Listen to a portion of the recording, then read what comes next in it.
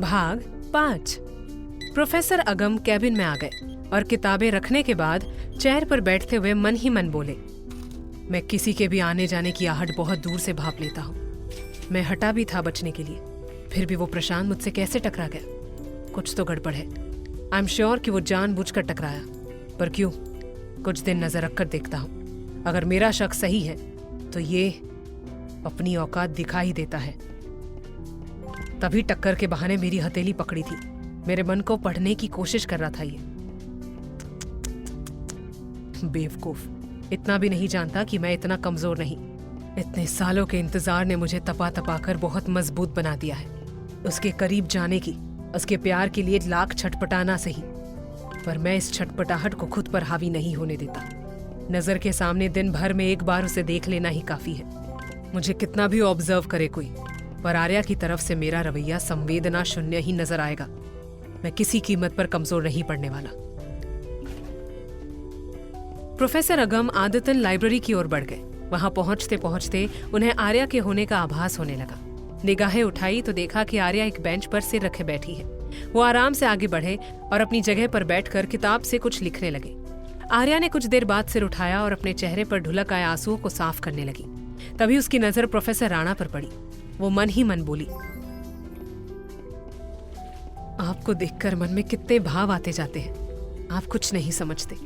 कितना मुश्किल होता है मेरे लिए उन सब भावों को परे हटाकर खुद को समझाना, अपनी मन की बातों को मन में ही दबाना, आपसे कुछ न कह पाना।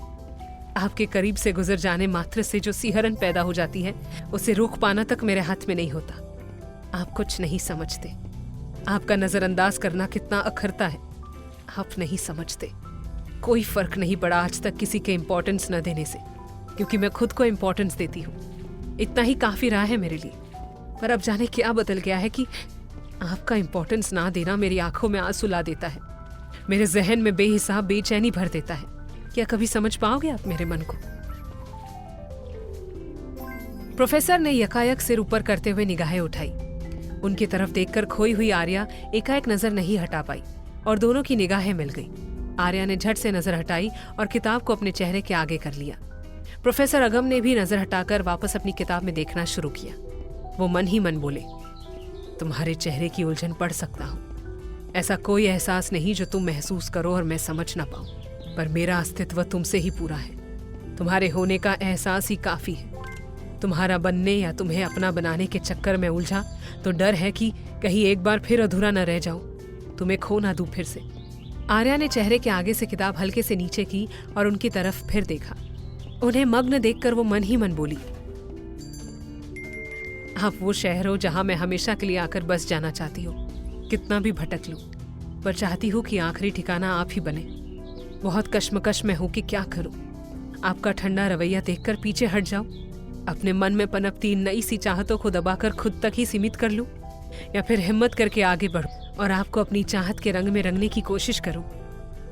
परिधि ने अचानक आकर उसके कंधे पर हाथ मारा और बोली, यहाँ क्या कर रही है? चल कैंटीन चलते हैं। प्रोफेसर ने टोक दिया, कीप साइलेंस। परिधि ने धीरे से फुसफुसाते हुए कहा, चलना, रख किताब। उसने आर्या के हाथ से किताब छीनकर बैग में रख दी। आर्या भी उठ गई और बोली, तेरा दीवाना कहाँ रह गया? परिधि ने हंसते हुए जवाब दिया, कौन? आर्या ने कहा, सिद्धू। परिधि ने हंसकर कहा, ऑलरेडी कैंटीन पहुंच चुका है। हमारे पहुंचने तक खाना टेबल पर सर्व हो चुका होगा। आर्या ने कहा, चल फिर। परिधि ने छेड़ते हुए कहा, चल। वैसे तो जिसकी नजरअंदाजी सहन नहीं कर पा रही वो कहाँ है? आर्या ने उसे एक नजर घूर कर देखा, फिर बैग उठाते हुए प्रोफेसर राणा को देखते हुए बाहर निकल गई। परिधि भी जाने को मुड़ी तो उसकी नजर प्रोफेसर राणा पर पड़ी।